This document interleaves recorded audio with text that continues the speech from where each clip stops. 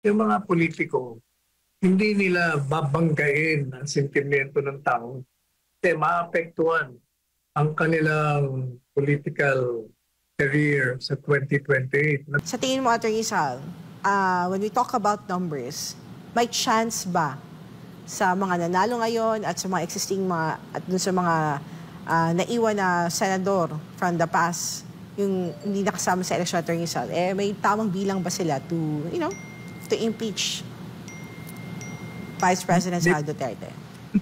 Diba matagal ko na sinabi sa programa natin, regardless of the outcome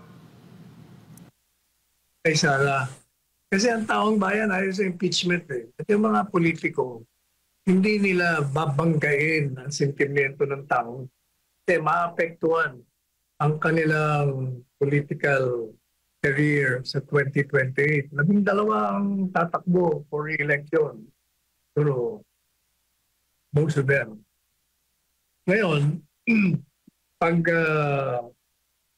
titingnan nila yung nangyari ngayon, na daming bumagsak, talo, aking tampal sa mukha, yung mga kumontra, nananghiya, yung mga nagparusa, lumabag na karapatan, Presidente Duterte, Tita Sara.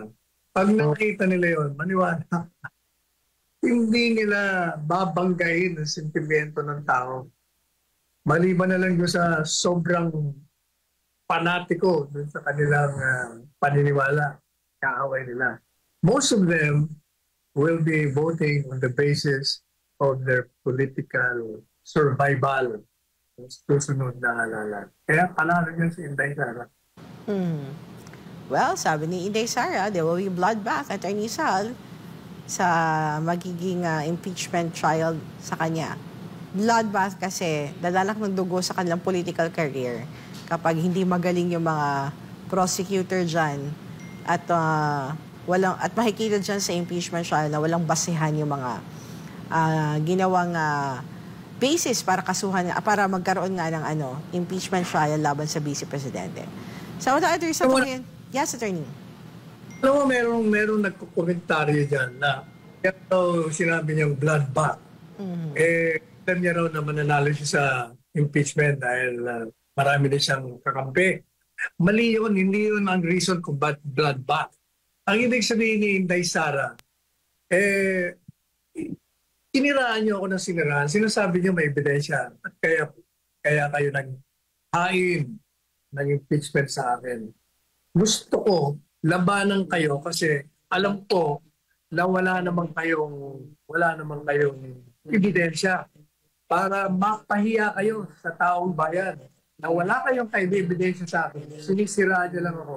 Dahil ang goal niyo from the very start, as we said repeatedly in this program, sa 2020, gusto niyo lang ako talagang tanggalin bilang isang malakas na kandidato sa 2020. Yan ang katotohanan niyan. Hindi yung porket nakakasiguro kang mananalo sa impeachment sasabihin mo bloodbath. Napaka-babaw na analysis niyo. In the first place, ever since, hindi ba sinasabi na natin, kahit sinong senador, pag ang nakataya ay ang kanyang re-eleksyon, o pagtakbo niya sa anumang posisyon, hindi talaga lalabanan si Inday Sara dyan sa impeachment. Kakampi yan, kakampi. Yan ang realidad dyan.